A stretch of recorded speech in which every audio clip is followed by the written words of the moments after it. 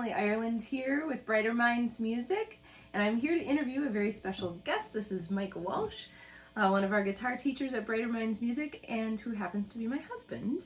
He is going to teach us how to hold the guitar. So if you are one of the many people who bought a guitar recently, this is the video for you.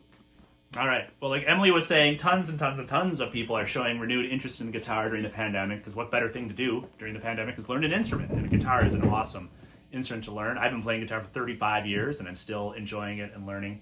But often people, when they first get a guitar, or even if you've had a guitar sitting around, they don't really know how to hold it, or how, let alone play it, but just literally how to hold it so they don't hurt themselves, and you don't fall into a bad habit of holding a guitar wrong. It's kind of like learning to type. If you learn to type wrong, you're forever stuck hunting and pecking. Guitar is the same way.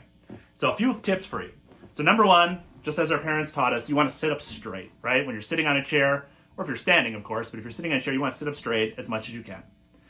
And your left hand, if you're a left-handed guitar player, you really want to hold this ball shape, right? Just remember that. You want to have this ball shape when you're playing guitar. So it's almost like a claw.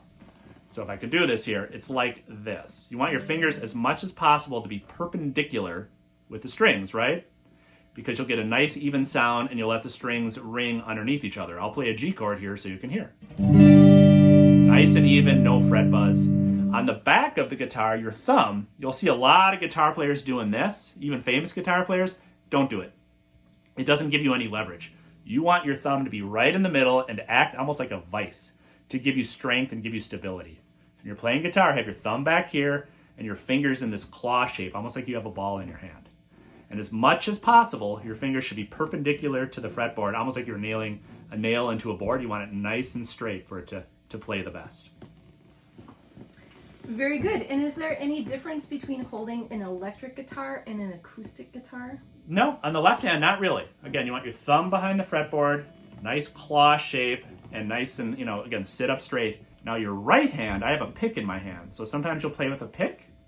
And again, you want to squeeze it between your thumb and forefinger and just let a little bit of the pick show. You don't want to hold it like this because it'll go flying away. You want to really grab most of it.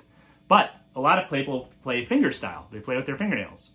And the trick there is when you're playing finger style, don't do this because your fingers will just slide down the strings. You won't be able to grab them. You really want them to be perpendicular with the strings, right? Which means kind of bringing your arm up, letting it rest on the bridge of the body of the guitar and let it be perpendicular.